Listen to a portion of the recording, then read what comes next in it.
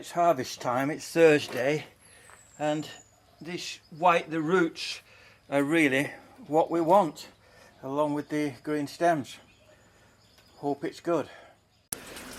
Well, the harvest has been pitiful, and the reason is, you can see there are thousands upon thousands of corn that didn't germinate, and the reason they didn't germinate, in my opinion, is simply because they were dried too hard by the company, because they don't want them to germinate. They want them to be sold as grain food, not planting, because they want to sell the GMO at a very expensive rate. So I've done some photographs, and I'm going to attempt to get them to sell me the stuff that's not dried, and then that will have probably a 95% germination rate, which will be knockout. I've got about a quarter of a basket. That's not even enough for one.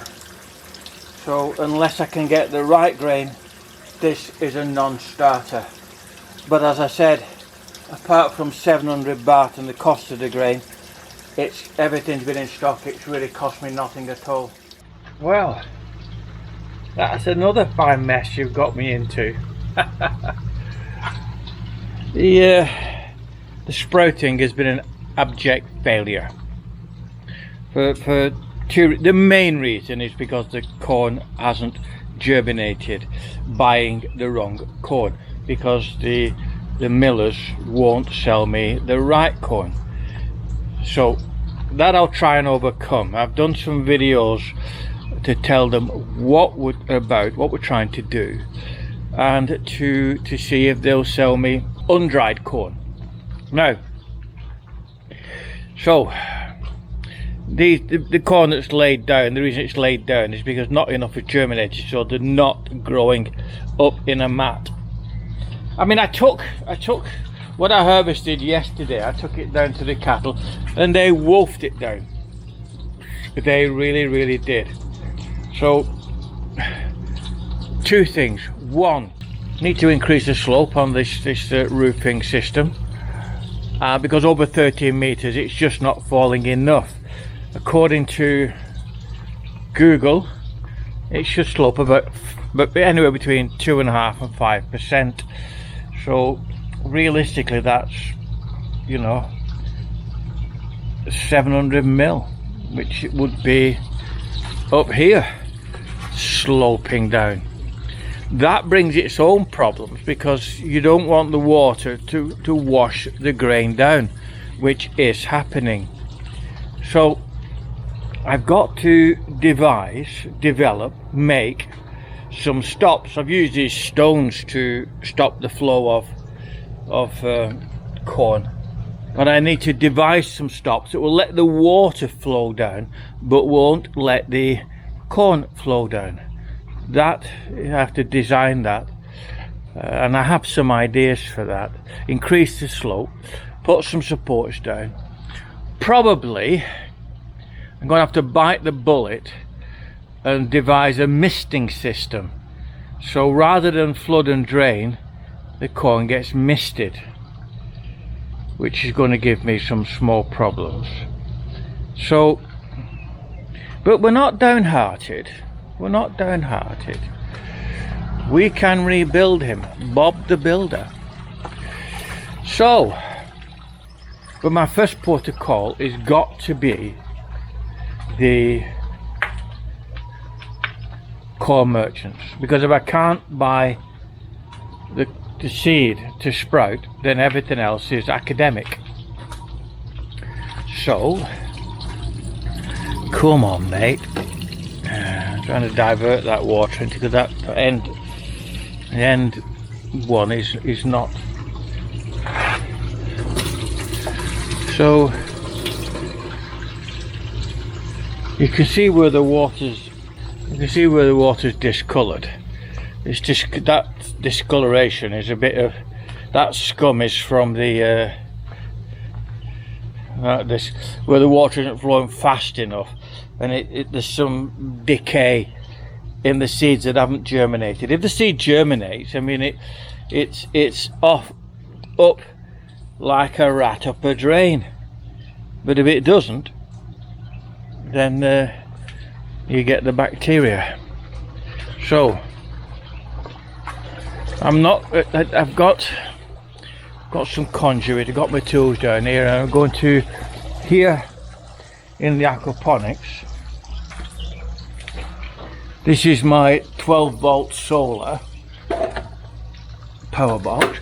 I'm going to bring power from there round here over, put a socket on this wall, and then feed my 12-volt DC pump from here, push it all up.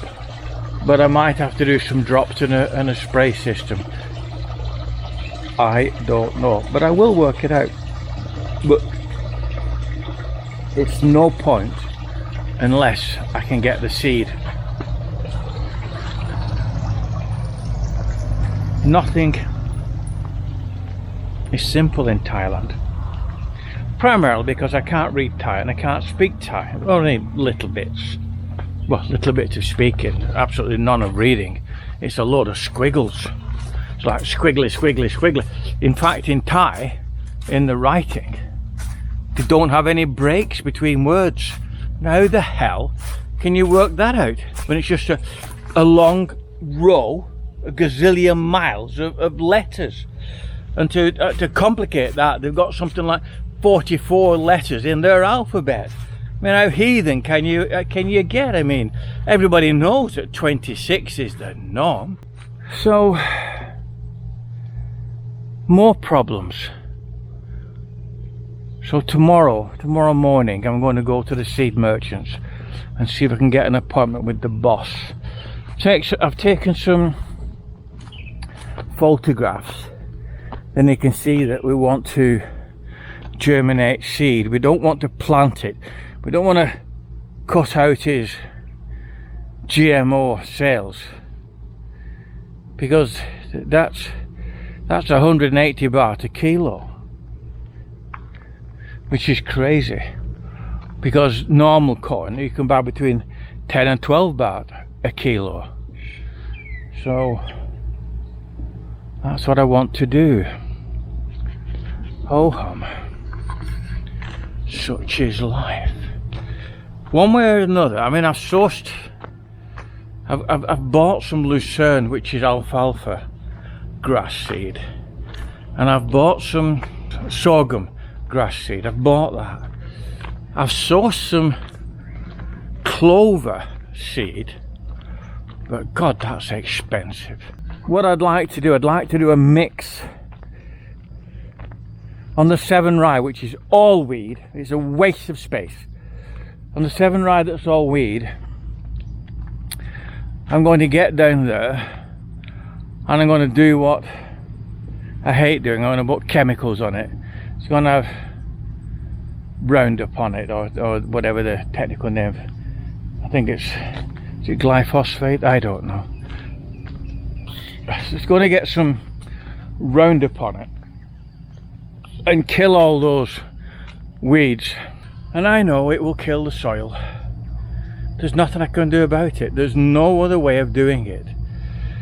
In Australia, Mimosa Pudica is a massive problem, and it's spreading all over my farm because the brothers won't dig it out. And effectively, that's the only way of doing it. As it starts to take hold, you dig the bugger out, put it in plastic bags and get shut of it. But no, they watch it grow. And like the 7 rye has got, it's probably now maybe 95% of that pasture is weed, which is pathetic. It's useless. I'm going to kill it. When I was in the UK at the mill, I had Japanese knotweed, and it was a 4-acre site, the mill, and I sent for this specialist firm because it's an invasive species, and they quoted me £50,000 to kill the knotweed, and I thought, yeah, and you can bugger off and all. So what I did, I bought myself a backpack sprayer and some knockout chemical, and me and Anthony, my guy, or Anthony, we cut it all down to the ground. We burned the tops, which they say you shouldn't do. And then as bits were coming out, this is in summer in the UK, bits are coming out of the ground like that, little purple thing coming out. I would go on site at 4:30 in the morning, it's light by then in summer. I'd go on site with a backpack sprayer and I'd walk around and I would bing, bing, bing, and I would spray these little shoots coming out. And sure enough, within about 2.5–3 months, I eradicated the Japanese knotweed off the site, because I kept banging it, crack a door and everyone, just me on the site on my own with a backpack, boff, gone. And I'm going to do the same with the Mimosa Pudica. I'm absolutely going to wage war on it. And I asked May last night and she said, yeah, we've got the weed killer in stock, we've got the backpack spray.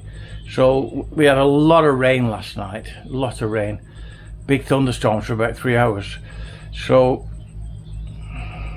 if there's no rain tonight, I'm going to get on there tomorrow with the backpack sprayer and blitz it.